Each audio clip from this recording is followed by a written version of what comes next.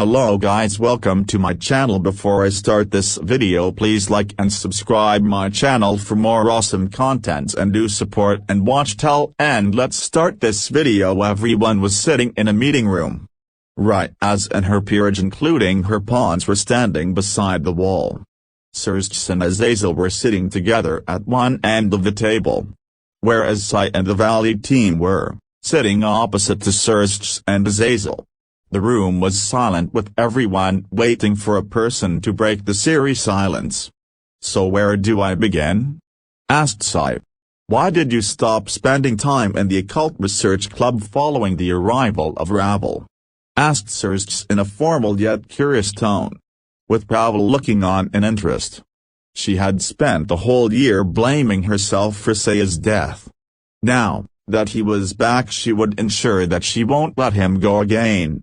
"Well, considering that everyone ganged up and berated me for something I was not aware of, I decided it would be best to give them space to cool down before we talked again," Issei answered calmly before looking at Ravel, who was fidgeting. Issei then said to Ravel, "Ravel, I am not mad at you. You weren't the reason I left. I look forward to having cake with you again soon." This caused Ravel to sigh in relief and the other girls to slightly glare at her. The next question: "What happened on the day that you disappeared and how did you end up joining the volley team?" asked Issei. "Well, it was about 2 months after the whole berating incident.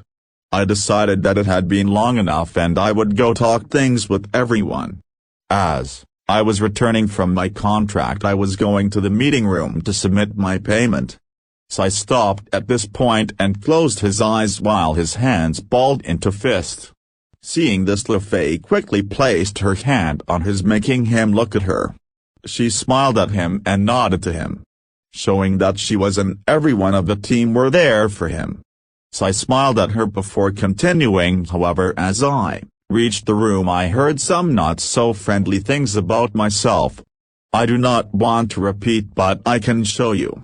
Drag if you would," said Issei as the boosted gear appeared and a holographic stream appeared from the central gem. "Holographic memory.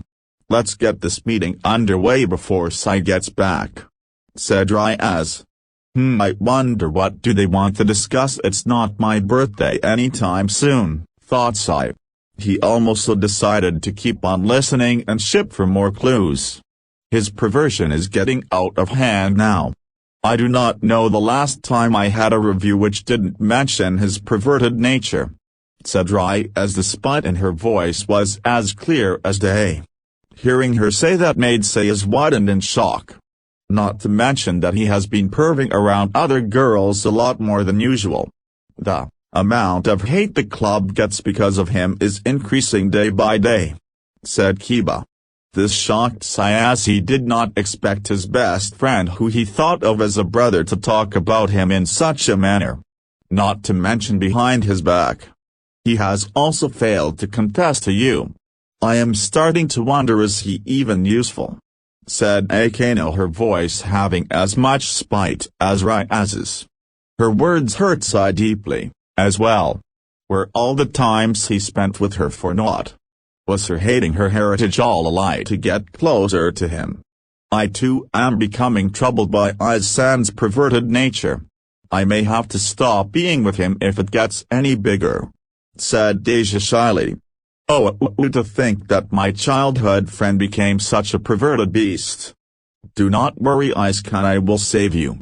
"Amen," said Irina, causing everyone to sweat drop. The words of his friends were now beginning to pierce him.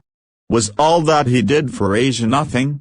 Was his perverse nature all that his childhood friend could see? Issei thought as he felt tears forming in his eyes. "I honestly think it was a mistake reincarnating him. I had also hoped that his perverted tendencies would go down a notch if he had gone through a near-death experience. I honestly would not even have thought about reincarnating him if he wasn't the Red Dragon Emperor," said Rias. These words of her had finally crossed the line. He felt his whole heart breaking all over again. He summoned his gauntlet and looked at it. He at that moment realized that he did not mean anything to them at all. All they needed was his gear and his power. He was nothing but a tool for them to use and then throw away.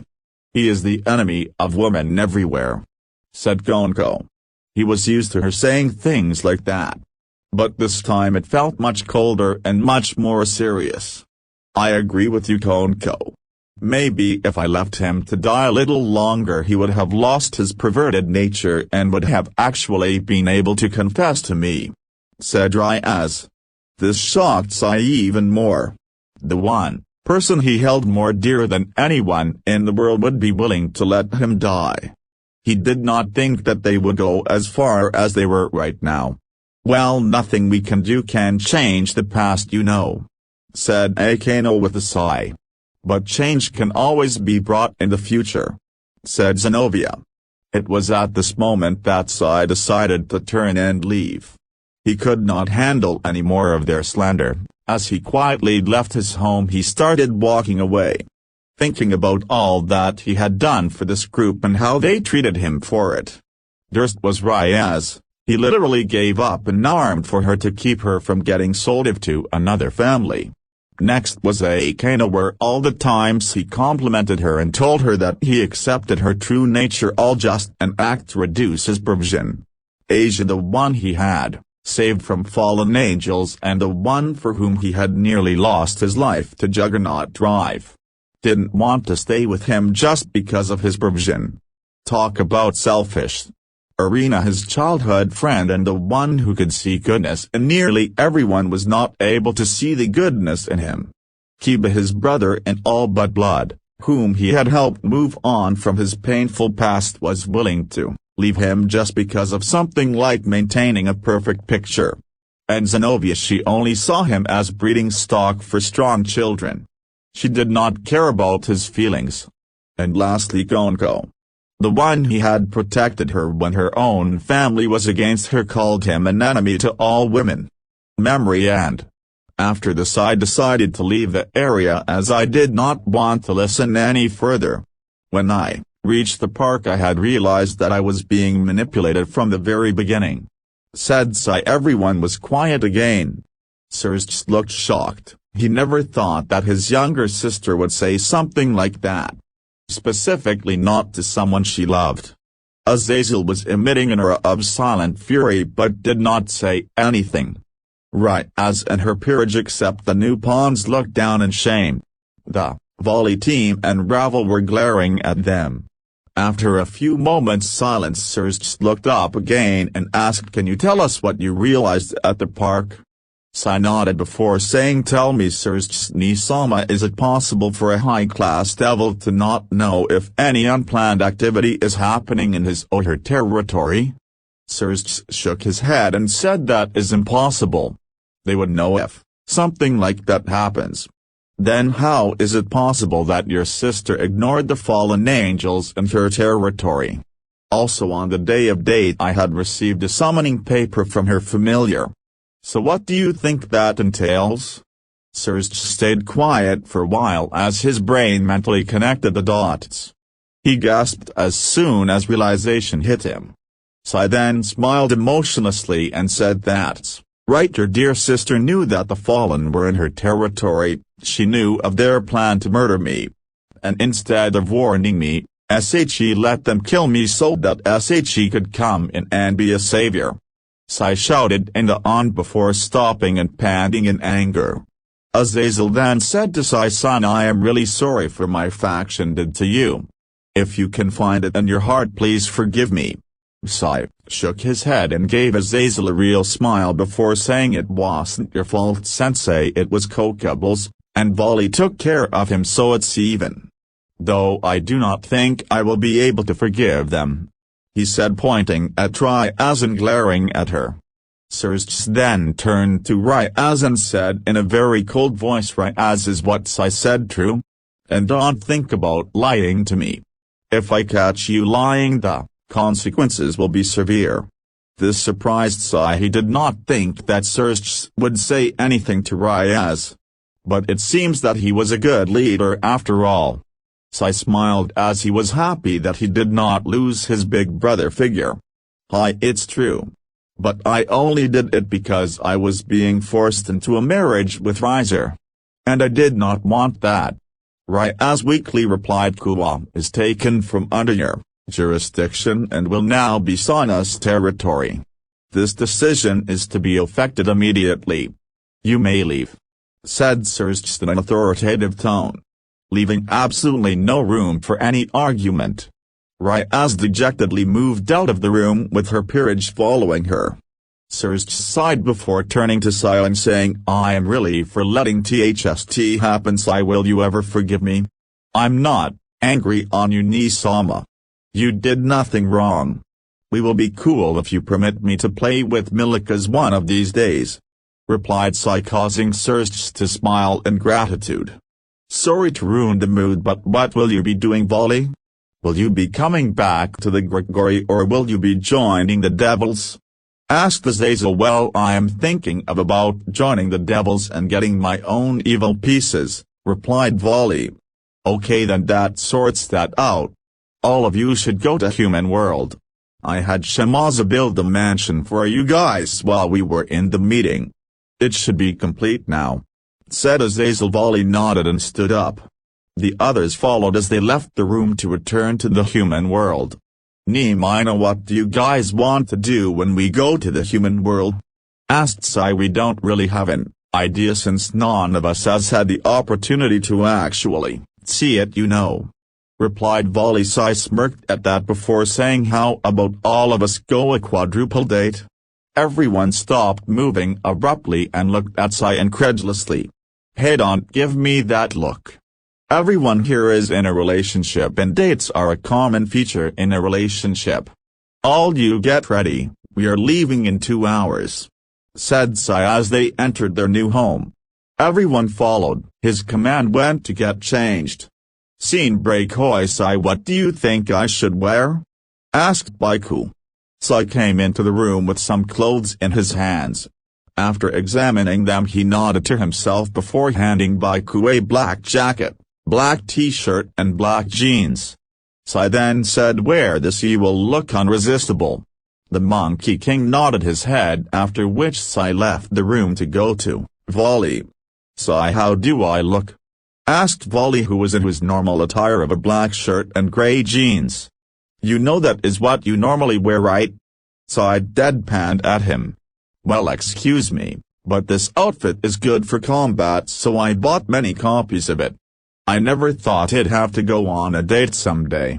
Volley replied with a shrug.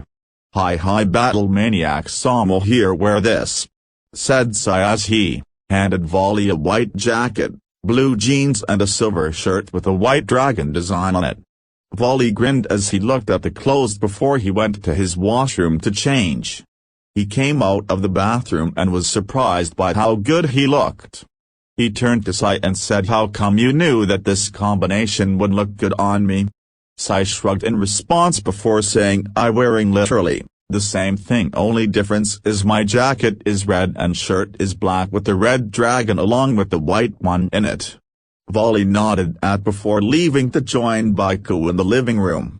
Finally Issei sighed as he went to the person who he knew would be the most difficult to dress considering his background. Entering Arthur's room, he saw that he was wearing formal clothing. This caused Issei to raise a brow at Arthur, who noticed this and said, what is the matter?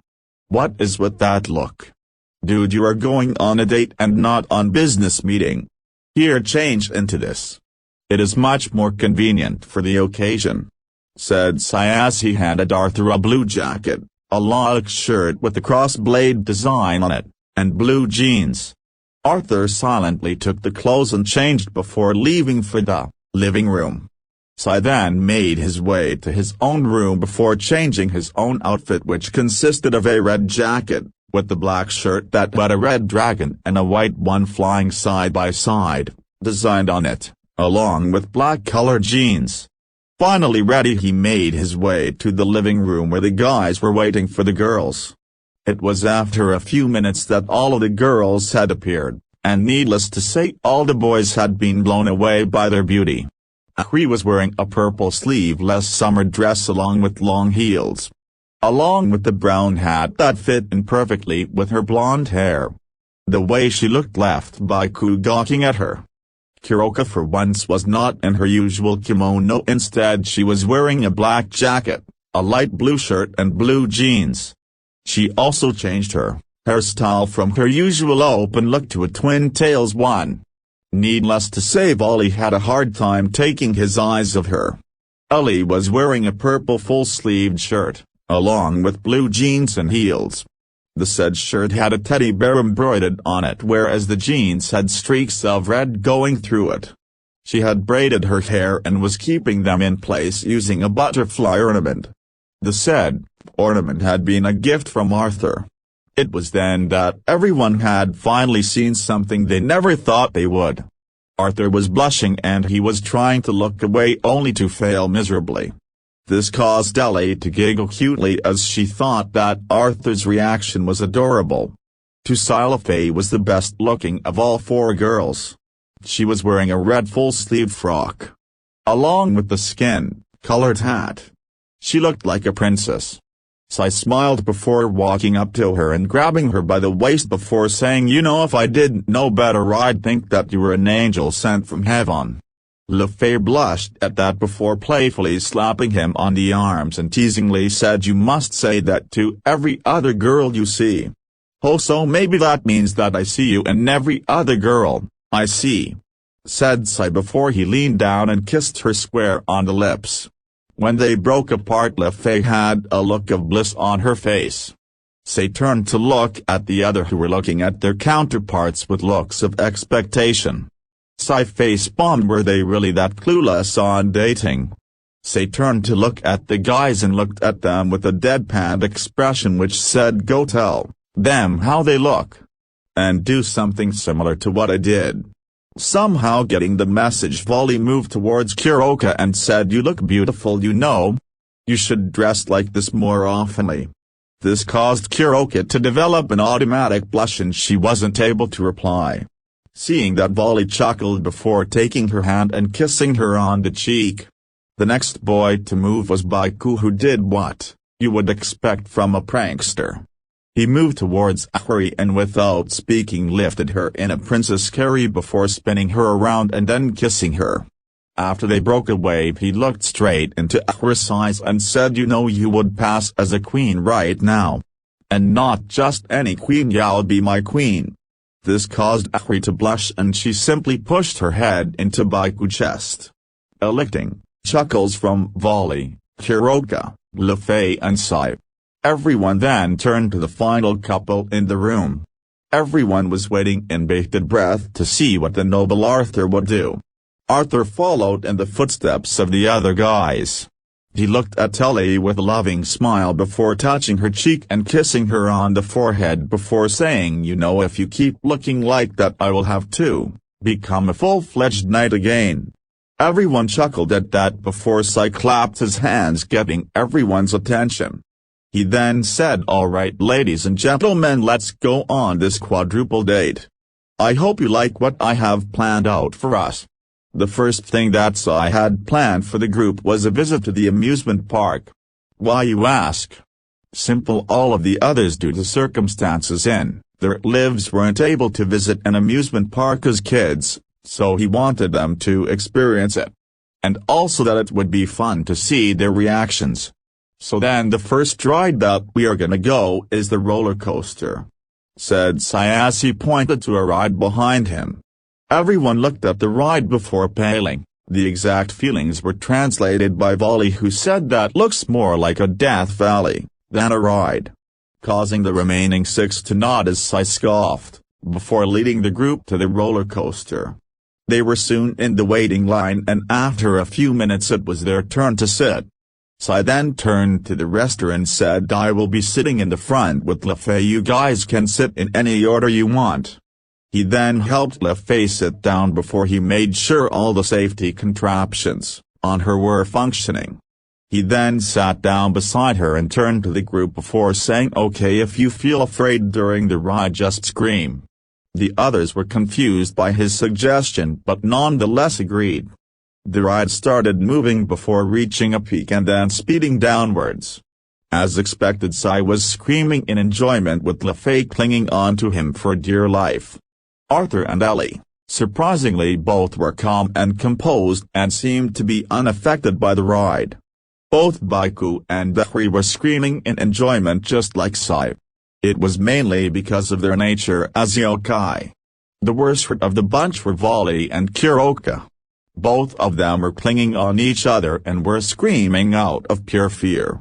When the ride finally stopped, Volley, Kuroka and Lefay looked like they had seen a ghost. Baiku and Betrayal were overexcited and wanted to go again, only to be stopped by Ellie, who looked green. Issei chuckled before lifting Lefay in a piggyback and led the group to the cups to get them to relax. After that they went for the crashing cars. It was then both Issei and Volley had reignited their rivalry and only targeted each other's cars, all the while shouting insults at each other. The girls and Baiku laughed at the scene while Arthur simply shook his head in amusement at his friend's antics. Issei then said, "Okay guys, let's go for a movie next before we grab dinner and then go home." Everyone nodded and made way to a restaurant. Once they entered the restaurant, Issei went to the manager and said 4 tables for 2 going under Luke Dragon. The manager nodded before checking the system. A few minutes later he looked up and smiled before saying, "This way please." Issei nodded and motioned the others to follow him. He first made the girls be seated on the 4 tables before turning to the boys and saying, "Listen up guys. If anyone asks, say we are cousins with the surname of Luke Dragon. Also, I arrange separate tables for all of us, so don't be shy and do what you want to do. Okay?" The rest of the boys nodded before Issei made his way to Lefay.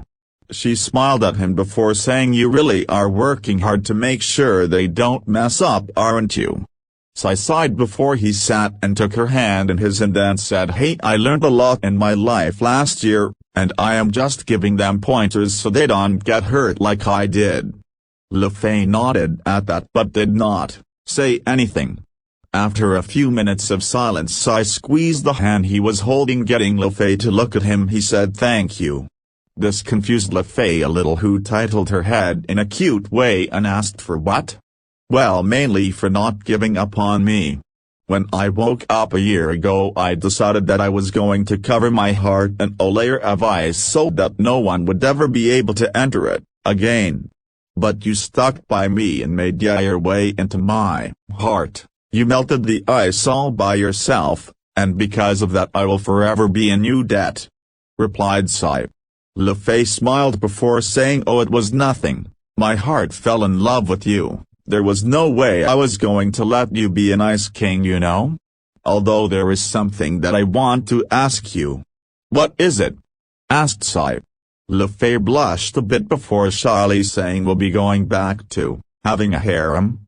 Issei blinked once at that, then twice before he started chuckling, confusing the young blonde sitting in front of him.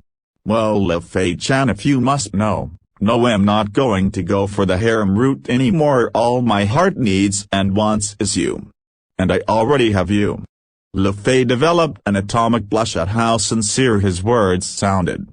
To hide her embarrassment, she opened up her menu and started reading of it, trying to decide what to order. The remainder of lunch was a peaceful affair. All 4 couples were enjoying each other. Valley would never admit, but if this was what peace offered, he was all up for it. After dinner everyone felt slightly tired and they decided to head back home, considering they had to go to school tomorrow.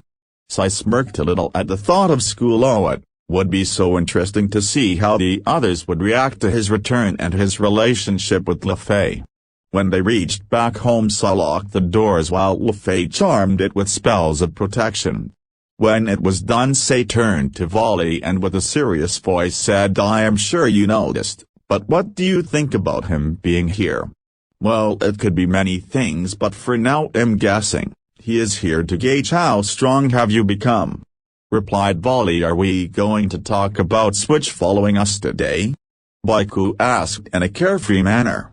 I don't think it'll be necessary. Her power doesn't seem to have grown over the year," replied Issei. Though both the holy demonic sword wielder and the Durandal wielder seemed to be leagues ahead of their old selves, "they might give us a challenge," said Arthur. "Oh, we'll get by fine.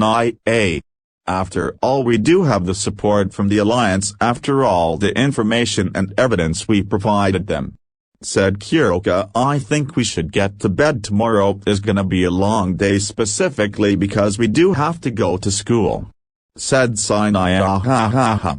"Only you, Volley, and Lefei have to go, the rest of us are over age," said Kuroka, with Arthur, Ahri, Ellie and Baiku nodding at her sagely words. This caused Issei to sigh as he said, "If you aren't going, try keeping a lookout around the city. Who knows what is happening?" The others nodded before leaving for their respective rooms. At the hideout mansion, Rias was brooding. This day was the worst day in all her life. Not only had her love interest, who she thought was dead, came back and ignored her for another girl. She also had her territory taken from her. It was giving her a headache, but she knew who was responsible. It was the blonde-haired witch. "Just you wait, I will take Issei back from you," thought Rias.